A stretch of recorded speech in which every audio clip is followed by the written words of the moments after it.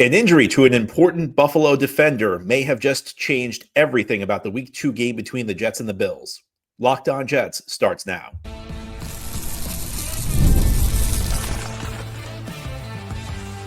You are Locked On Jets, your daily New York Jets podcast. Part of the Locked On Podcast Network, your team every day. Welcome. This is the Locked On Jets podcast, part of the Locked On Podcast Network, your team every day. It is Friday, September 12th, 2025, and I'm your host, John B. from GangGreenNation.com. Thanking you so much for making the show your first listen or first watch every day. A big shout out to you everydayers. This is a daily podcast covering the New York Jets with new episodes each day through the week, Monday through Friday. Our episode today is brought to you by Mazda. Like our players, we sweat every detail because when you make every move count, pulling off the unexpected is only the beginning. Stay tuned later for highlights in this week's Moving the Game Forward. Mazda, move and be moved. Well, the Jets take on the Buffalo Bills on Sunday. It is Week 2 action in the NFL. Kickoff time scheduled for 1 p.m. Eastern from MetLife Stadium. The Jets trying to avoid an 0-2 start. On today's show, we're going to preview the game. We're going to talk about why the Jets' ideal game plan on both sides of the ball involves keeping things simple. We'll talk about why the stars need to shine for the Jets to win this game, but we're going to begin with a major injury update. Yesterday around the Buffalo Bills team facility, tackle Ed Oliver was spotted wearing a walking boot. He appeared on the injury report for Buffalo with an ankle injury. Now, yesterday's Buffalo practice was a walkthrough, so their injury report simulated how players would have been able to participate had it been a regular practice. Oliver was listed as out of practice. And this was a big change because he was not on the injury report on Wednesday. Now, Sean McDermott, the Bills head coach, will address Oliver's injury today, but this is a significant development. Again, he was healthy on Wednesday. On Thursday, he's in a walking boot. He's on the injury report. He's got an ankle injury. It very much cast doubt on Ed Oliver's availability on Sunday for this game. And that is very significant because in Week 1, the Buffalo Bills defense had a lot of trouble against the Ravens rushing attack. The Baltimore Ravens ran the ball 8.2 yards per carry, 29 runs for 238 yards. There were lots of issues for the Bills, particularly up front. One of the few exceptions to that was Ed Oliver. Oliver led the Ravens. He had 5 run stops in that game. In fact, the few instances the Bills were able to stop the Ravens in the run game, Oliver was usually in the middle of it. And Buffalo is not a team that's particularly deep at the defensive tackle spot. The Bills really do not have much after Ed Oliver at the defensive tackle position. I mean, if he misses this game, you're talking about a defensive line rotation with a couple of rookies, TJ Sanders and Deion Walker, a second-year guy in Dwayne Carter, and Daquan Jones, a veteran who's a solid player, but a guy who's no Ed Oliver. And the Ravens' success running the ball against Buffalo is significant for the Jets because the Jets are going to run a similar style offense to what Baltimore has in 2025. Now, we know that the Jets are not going to be able to run the offense as effectively as the Ravens run theirs. We know that Justin Fields is not Lamar Jackson, but this is a Jets offense that's going to be based first and foremost around the run game because the idea is not to drop Justin Fields back 35 times in the game and have him pick teams apart from the pocket. Jets offense is not going to work that way. And that's not why the Jets went out and got Justin Fields. I mean, nobody would go out there and make Justin Fields their top priority in free agent if you want a conventional drop back offense. The Jets are trying to be a dynamic run team, and they were able to do that quite effectively in game 1. And one of the reasons I'm so optimistic about the Jets offense after game 1, normally I am the ultimate guy who tells you it's only one game, relax, let's not go crazy.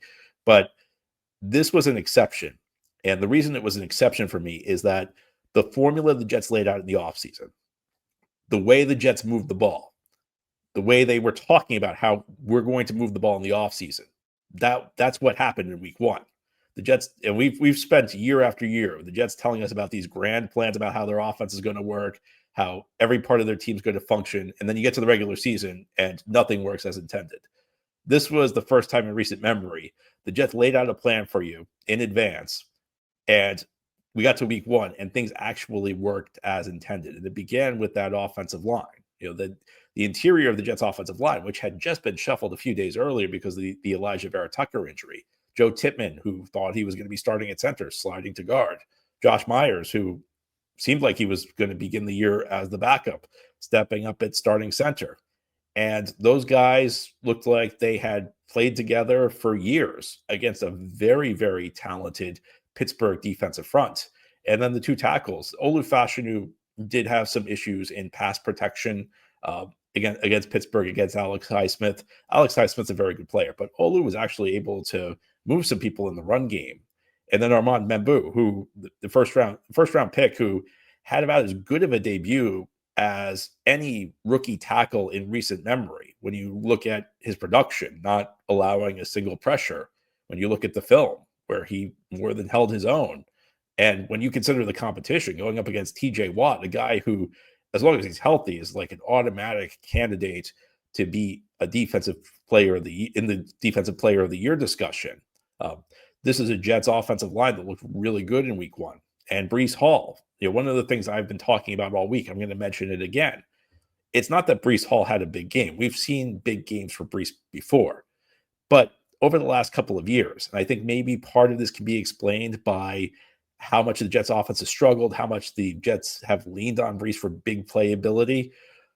You've seen Breece pass up, 3, 4, 5 yard gains because he's too hesitant to hit the hole. And I wonder, maybe he's put too much on his shoulders. Maybe he's just been trying to hit the home run because he knows that he's the only big play threat on the Jets offense. Well, the best way to hit big plays is to hit the holes decisively and guarantee yourself those 3, 4, 5 yards. And then once you've got those 3, 4, 5 yards, turn it up the field and see if you can hit that extra gear moving forward. Because Breece has the speed to do it. Breece has the acceleration to do it. And then Justin Fields, Justin Fields, very efficient day throwing the ball, but Justin Fields also keeping the defense honest as a runner. This Jets offense is clearly going to be a run-based offense, and the Bills did not show they could stop the offense, the run-based offense in week one. Our friend Joe Marino of Locked On Bills on our crossover show mentioned yesterday that stylistically, this Buffalo defense is not built well to stop teams that like to play smash mouth football. This is just every scheme has its strengths and weaknesses. The Buffalo scheme's weakness is they are going to struggle against teams that like to run the football. That was true even with Ed Oliver in the game. Now, if Ed Oliver misses this game, and we are speculating right now, but he was just seen in a walking boot yesterday at the team facility. He just was injured enough with an ankle ailment that he was going to have to miss practice. You're now talking about the Jets potentially running the ball against a compromised Buffalo defensive line, a Buffalo defensive line that's lacking its true one above average defensive tackle. This is the type of injury that could change a lot in this game. It's the type of injury that could change everything about this game, because against this Jets offense, there may not be a more important Buffalo defensive player than Ed Oliver. Now, Ed Oliver may not be the most important Bills defensive player for the course of the season, but against a team like the Jets, the Bills need Ed Oliver in there because he was the one guy who was getting results for them in the run game against Baltimore, and now he could be out, and that could be the type of thing that changes the game for the Buffalo Bills. Now, during the Locked On Jets podcast, we just spent time talking about a Bills star who may not be in this game, but the Jets need their stars to shine in this one. You're not going to pull off an upset against the team of the Buffalo Bills caliber unless your stars play a big game. In fact, there are 4 stars in particular who need to step up. Let's talk about who they are as we continue here on this Friday edition of Locked On. Today's episode of Locked On Jets is brought to you by DoorDash. It's almost the weekend. Time to look back and crown this week's MVP on Who Delivered, powered by DoorDash. Just like you can win every Saturday with DoorDash Streaks, saving more every time you order. These players delivered when it mattered most. Let's break it down. And for the Jets, Armand Membu delivered in a big way. Look, I'm going to be honest with you.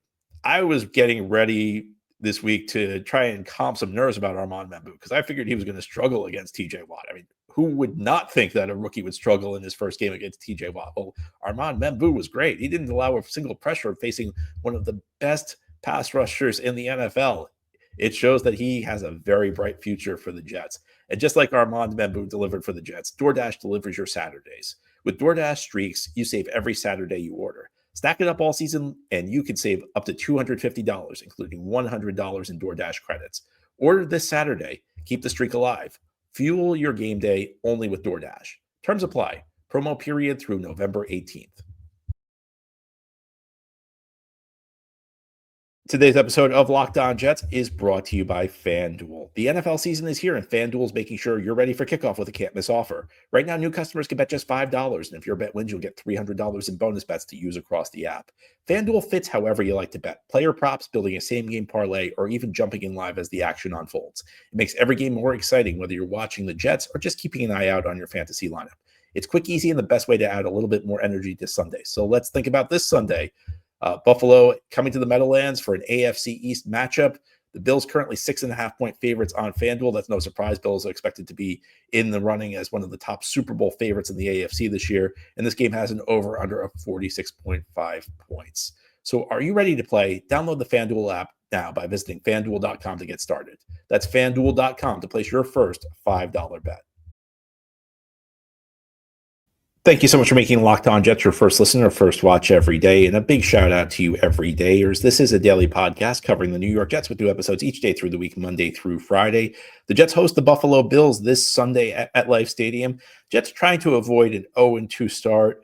And I have to say, for a game like this, where you've lost your first game at home, you are on the verge of potentially starting the season 0-2 with 2 home losses, this seems like a relatively low-stress game for the New York Jets. And I think a lot of that just goes back to the expectations for this season, because I don't think anybody's really entering the season with realistic hopes that the Jets are going to be a playoff team.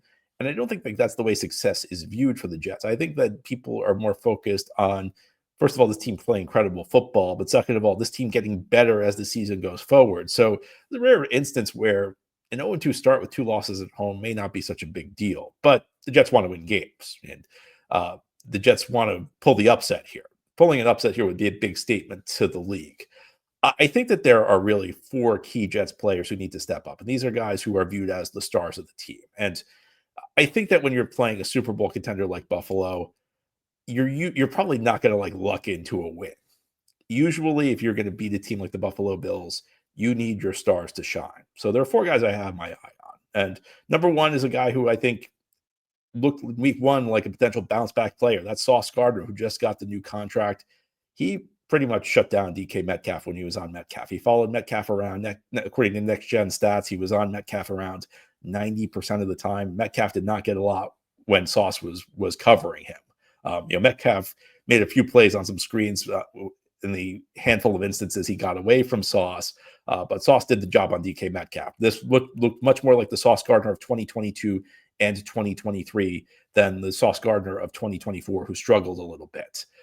And again, this is a new role for Sauce Gardner. It seems like he's following the other team's best receiver all over the field. Now, the Buffalo Bills have had more of a receiver by committee approach since they traded Stephon Diggs a year ago. But I was watching the film between the Bills and the Ravens, and it seemed to me like there was a new go-to option emerging for Buffalo. And it seemed to me like there was one receiver who really earned Josh Allen's trust, and that's the second-year guy out of Florida State, Keon Coleman. Coleman had a decent rookie year statistically, but he was more just one of many options in the Buffalo offense. In week 1, he led the Bills with 11 targets, but it wasn't just that he led Buffalo in targets. It's also the types of targets he was getting, where Josh Allen was throwing him the kind of balls you only throw if you trust your receiver to win one-on-one. Passes where the receiver's not open yet, he's just trusting the receiver's going to get open. These were not passes he was throwing to other receivers. And also, it felt like Coleman, when the play broke down, and we know Josh Allen's a guy who's very dangerous with his legs. He can, first of all, run the ball, but he can also just extend plays, breaking the pocket. When Josh Allen broke the pocket, it seemed like Coleman knew where to go. It seemed like there was real chemistry developing between the two of them. So I think Sauce Gardner is going to get Keon Coleman. And Josh Allen's going to spread the ball around. I mean, that's what Josh Allen does. But I think we saw the beginnings of a new favorite target emerge. And if you could take that favorite target away, you at least make things a little bit more difficult on an offense. My second guy is Quinnen Williams, who also looked like a big bounce back candidate on Sunday. And that's not a surprise, because Quinnen Williams' role has changed in this defense. I wrote an article about it this week on GangGreenNation.com. Last year, when he lined up at the defensive tackle spot, he was on the right side. And Jets ran what's known as an over front. And an over front essentially shifts the defensive alignments toward the strong side of the formation. So it's essentially the defense loads up on bodies on the side of the field where the tight end is. And the guy who's there are two defensive tackles on any given play. The defensive tackle who's on the side where the tight end is lines up at the 3 technique, which is on the outside shoulder of one of the guards. The other defensive tackle, the guy on the weak side, the guy on the side away from the tight end, lines up at the 1 technique, which is between the tackle and the guard. The guy at the 1 technique is always going to draw a double team because he's between the tackle and the guard. The guy at the 3 technique is tough to double because he's on the outside shoulder of the guard. And when you're on the outside shoulder of the guard, the guy next to the guard is the tackle. The tackle has to block an edge rusher. So the point of all of this is that the Jets it was very easy to get the Jets to get Quinnen Williams into a double team last year because he's lining up on the right-hand side. So he could line up either at the 1 or the 3 technique, depending on the way the offense aligns. If the offense aligned a certain way, Quinnen Williams is going to get double team. This year, it's different. This year, the Jets have Harrison Phillips and Jawan Briggs. And those are guys who are lining up at the 1 technique no matter what. Quinnen Williams is lining up at the 3 technique no matter what. That was true in game 1. In game 1, I looked at first and second down plays, outside. I didn't count third down because third downs are obvious passing downs. There were only 2 times on first and second down plays where Quinnen Williams initially aligned at the 1 technique. Every other snap, he was initially aligned at the 3 technique. Only twice he was lined up at the 1 technique on a first and second down play. Now, there were a couple times the Steelers motioned and the Jets had to shift their defensive front and Quinnen had to move to the 1 technique. But it's clear that the Jets want Quinnen at the 3 technique this year. They want him to get one-on-one matchups. And you saw the difference it made. He didn't have to fight through as many double teams as he has the last couple of years. And it gave him an opportunity to shine. The Jets need him to shine in this game. My third guy is Breece Hall. We've talked all about how Jets need to be able to run the ball effectively.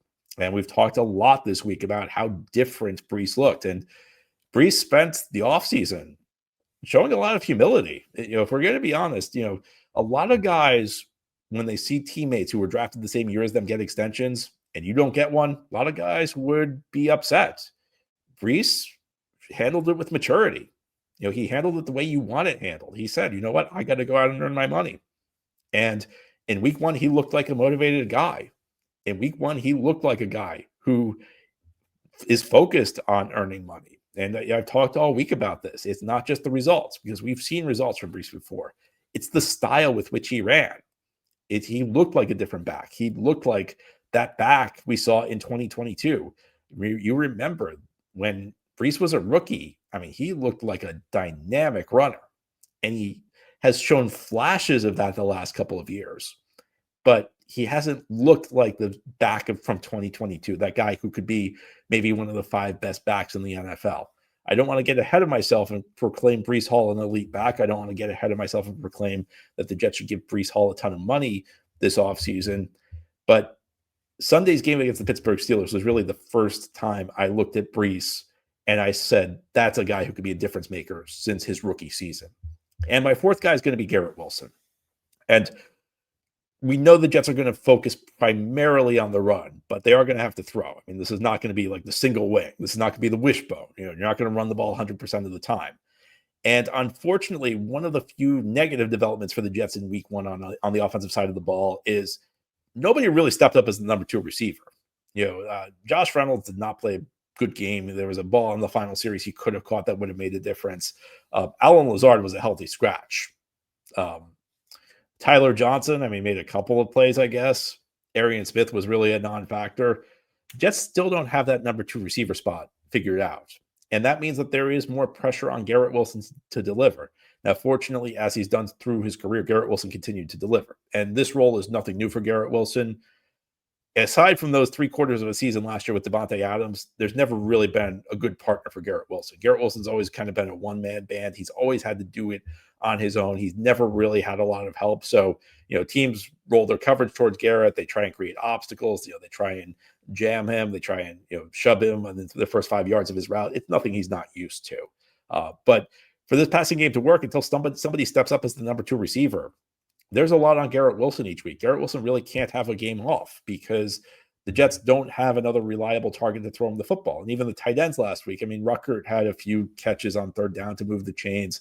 Mason Taylor had 1 catch, but there's nobody else who's really emerged as a viable receiving threat for this Jets offense. And while the Jets are going to be a run first team, while they primarily are going to do that, they're still going to have to throw the ball at points. And Garrett Wilson's really the only guy you can count on throwing the ball. So Garrett Wilson's got to step up. If Garrett Wilson doesn't have a big game, I don't think the Jets have a chance in this one. And here on the Locked On Jets podcast, we'll talk about one other thing that would give the Jets a chance. And it's about simplicity on both sides of the ball. The offense and the defense, Jets need to keep it simple.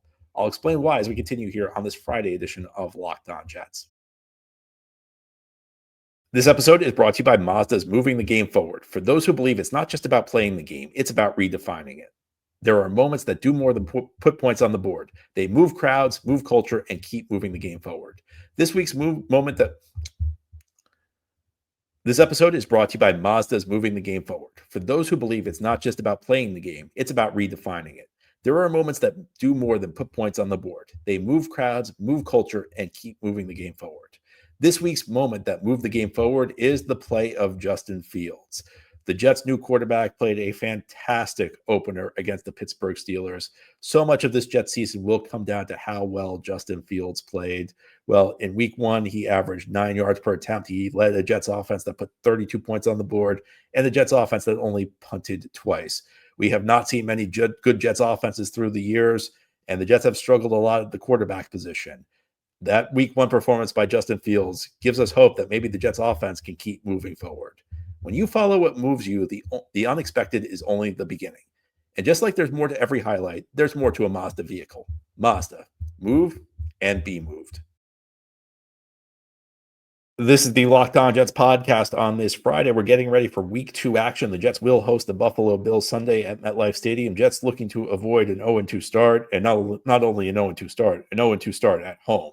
You want to avoid losing the first 2 games, but particularly when those first 2 games are at home. Well, to do that, they'll have to beat one of the best teams in the NFL, a team that is expected to once again contend for the Super Bowl in the Buffalo Bills. Now, the silver lining is that over the last 3 years, the Jets have played the Bills very tough at home. The Jets have not had great teams, but they beat them in 2022. They beat them in 2023 on the famous game where Aaron Rodgers got injured. Jets rallied from 10 down in that one. Xavier Gipson, who was just cut this week, ran back a punt for a touchdown to win it in overtime. And then last year was the famous red line game where Aaron Rodgers threw a terrible interception and blamed Mike Williams after it. And the Jets traded for Devontae Adams the next day. A bad Jets team did play a very competitive game against Buffalo. Jets have had a much tougher time in Buffalo the last couple of years. It seems like the Jets get blown out every time they go to Buffalo, but they are competitive at MetLife Stadium. And I think in order to stay competitive and perhaps even pull off the upset, there's a formula the Jets will need to follow on both sides of the ball. And that's keep it simple.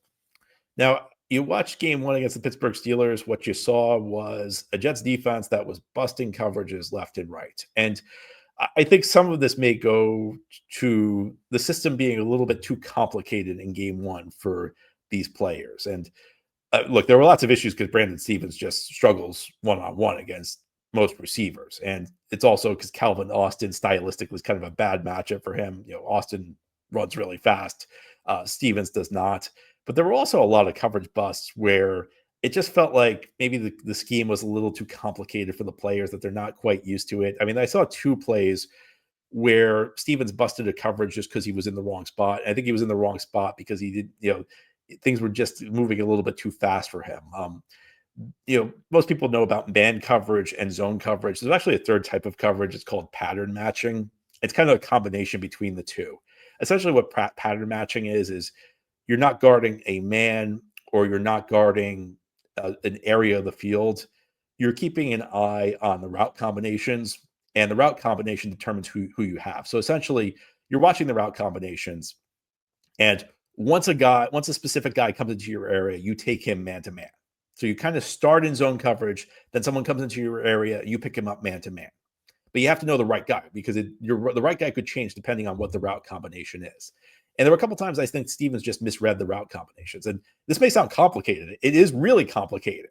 It's really tough it's the most difficult type of coverage to figure out.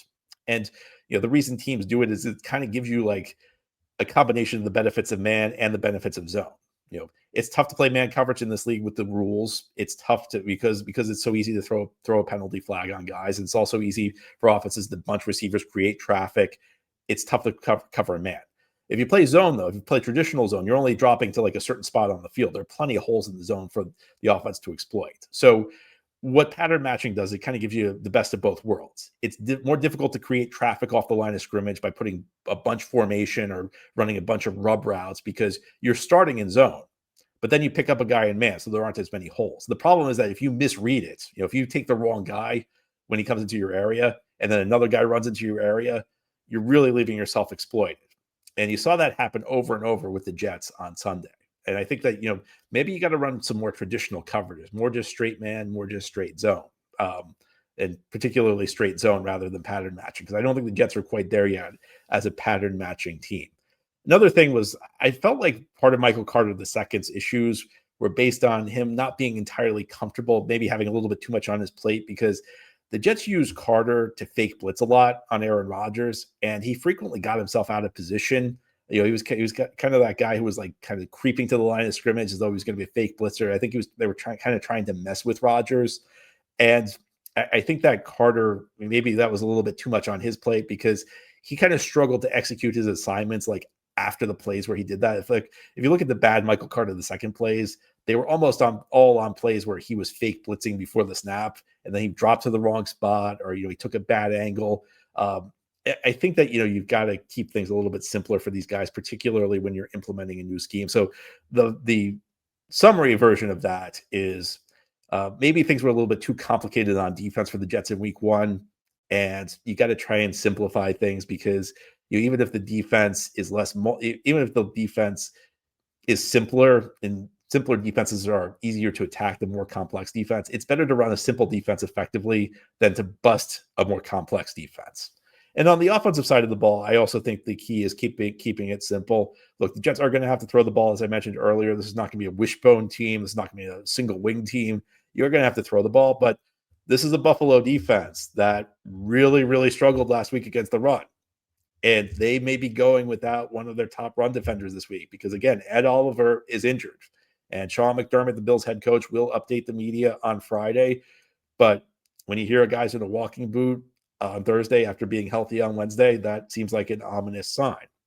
And even if Oliver can go, there's reason to believe he's going to be less than 100%. And that's the type of thing that will make it harder for the Bills to defend the run. I think the Bills also really struggled against the zone read. If you watch that game, and I went back and watched the film, when Baltimore ran a zone read, the first couple of times, defensive ends just did not stay at home. Lamar Jackson was able to pull the ball out and break a nice run.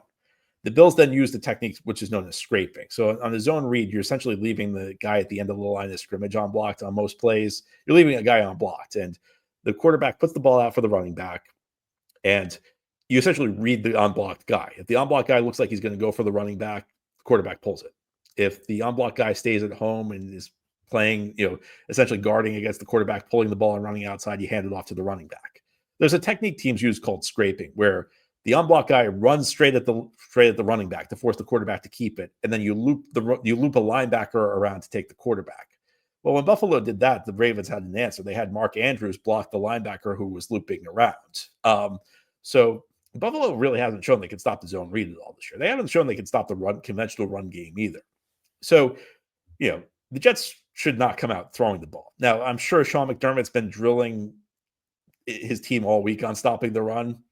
I'm sure the Bills are going to try and have better answers for the zone read this week. I mean, things are not static in this league. If you struggle in an area, that is an emphasis point of practice the following week, particularly when your next opponent is likely to do the same things that gave you so much trouble the week before.